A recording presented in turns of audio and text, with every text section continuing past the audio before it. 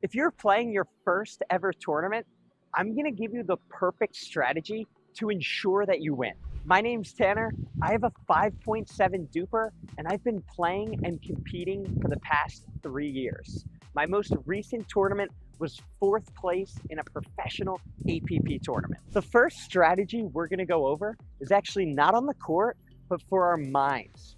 We need to understand that pickleball is not a game of highlights. It's a game of errors. Whoever makes the least amount of errors is going to win. You don't need to be a superstar in order to do that. The golden piece of advice that I wish I knew earlier is this. Tell your partner, as well as yourself, we are not going to speed up the ball until we hit 10 dinks minimum. We are just going to play passive until we hit at least 10 shots. Then we can look to be aggressive. You'll find you win so many points from the opponent making an error because you have the weight off your shoulders of trying to look for a special shot. Now that we have the correct mindset, let's get on to tips and strategies for the actual court. Starting from the back of the court and working our way up, we're gonna talk about the third shot. We always hear about the third shot drop, the third shot drive. Which one should we do? Odds are, if it's your first tournament, it's probably a lower level tournament. So are you nervous? Yes. But are your opponents nervous? Yes. In order to get those nerves out, we want to start by doing a third shot drive down the middle of the court toward the player who is running up. We want to make sure that we're hitting this shot with only 70% power. That way, we're still in control of the shot and it doesn't go crazy. Secondly, we want to have the intention of not trying to win on this shot. We want to have the intention of getting an easier fifth ball. So I drive it, and I'm getting an easier ball to reset from the midcourt. Things go south very quickly when you drive trying to win. Here's an example. Pay attention to where I aim my drive and the speed of it.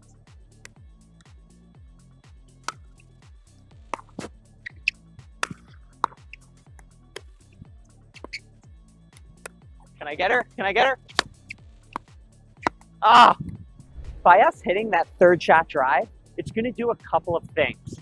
If our opponents don't have the best team chemistry, there might be some confusion on who gets the ball as it's coming fast through the middle. Secondly, your ball could nick off the net and still go over. Lastly, you're testing the waters to see if your opponents can handle the speed. Maybe they're super uncomfortable with drives. If we hit a third shot drop, it's more of a passive approach to get to the kitchen line. Our opponent is never really going to miss that ball since it's coming in so slow. So by you dropping it, you're taking the pressure off them and putting it on you to hit the perfect shot. So the strategy is start off all of your matches with that third shot drive at 70% power until your opponents show you they can handle it. If they show you that, then start with the drops. Taking a break from the video real quick, I want to tell you what paddle I'm using. I get so many questions, so I want to address it now. This is the Carbon 1X 16 millimeter paddle.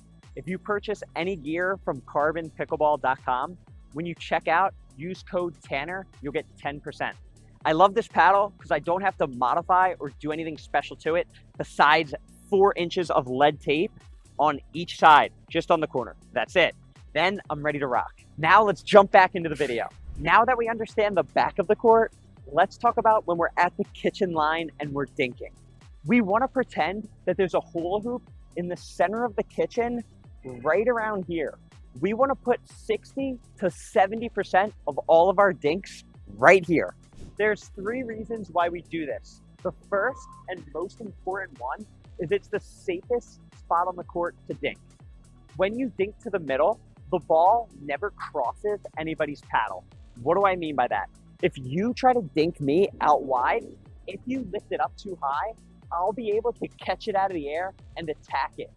If you hit the ball only right here, there's a little funnel that is super safe. It never crosses our paddles, so you can never get attacked. Here's what I mean. When I dink to the middle like this, if she reaches into the kitchen, she'll never be able to attack these. They're always going to land. Even if she is a partner, doesn't matter. However, when I start to go out wide, if I don't hit a perfect dink, like these that are low, if it's a little high, it's getting attacked.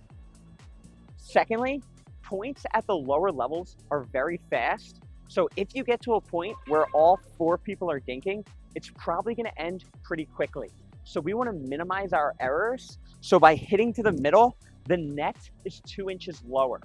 The last benefit of this is now I know where my partner's going to hit the ball and my partner knows where I'm going to hit the ball. So it gives us an extra edge when reacting. The next concept we're going to cover when you and your partner are at the kitchen line is something called shading. Now, it doesn't matter where your opponents are. If they're back or up, you do the same thing. How it works, wherever you hit the ball, you or your partner, you want to take 1 step in that direction and point your paddle in that area. So if I dink the ball that way, I'm going to go like this. This is going to help with anticipation and reaction time, because now where the ball is most likely going to go is covered with my paddle. I'm not standing here and then reacting last minute. Let's pretend that she hits the ball that way. I'm gonna cover here, she's got the middle, and let's pretend that I dink the ball to the middle. So we're both just gonna be like this, halfway with our paddle. The last concept we're gonna cover is one of the most controversial. It's which player covers the middle. I'm gonna give you a simple breakdown, so now there's no more gray area, there's only definites. We're going to live by whichever player is diagonal from where the ball is coming, they are going to commit to covering the middle. Whether it's their forehand or backhand, it does not matter.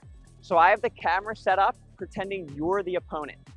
You're in front of Francesca, so that means you're diagonal from me. So at any point in time, if you're going to hit the ball hard through the middle of the court or soft with a dink, it's my job to get it. Whether it's here, whether it's here, I am committing to it.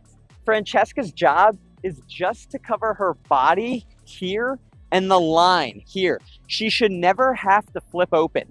If she has to flip open, that means it's my job. The reason that is since you're in front of her, that's the shortest distance, giving her the least amount of time to react. So if she's responsible for covering here, here, and here, you'll be able to catch her guessing, meaning she may think it's coming here and then get caught off guard this way. Obviously, there are some exceptions to this, and that's not the case every single time. I'm just giving you the information for 85% of the time.